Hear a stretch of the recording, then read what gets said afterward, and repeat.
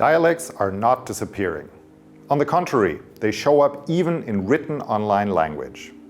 A new machine learning technique allows us to analyze what people write on social media to capture dialects and language variation.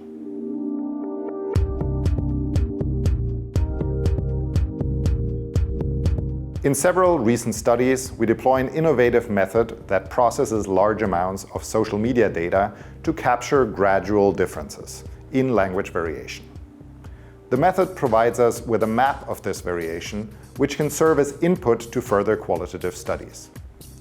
Teaching text analysis tools to recognize regional differences could also help us address the issue of algorithmic bias. The algorithm uses a neural network technique to learn patterns from data.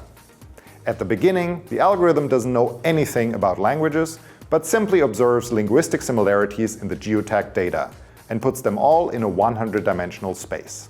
The dimensions don't have an intuitive, interpretable meaning, but only mark the distances between data points as understood by the neural network. Within this space, the algorithm learns to arrange words and phrases according to their meaning, with words with similar meanings closer together. This is similar to arranging word magnets on a fridge.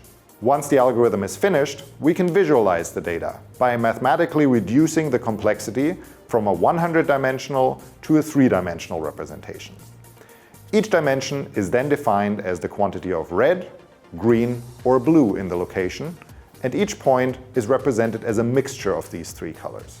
A European map drawn by applying this method to 95 million geotagged tweets shows that the tool clearly acknowledges linguistic families. Romance, Germanic, and Slavic languages are neatly distinguished by hue. Belgium is divided along a horizontal line with Dutch-speaking in the north and French-speaking in the south, whereas Switzerland and parts of northern Italy, both with German, French, and Italian speakers, mark a smoother transition. The British Isles hue highlights the influx of Romance languages on a Germanic route.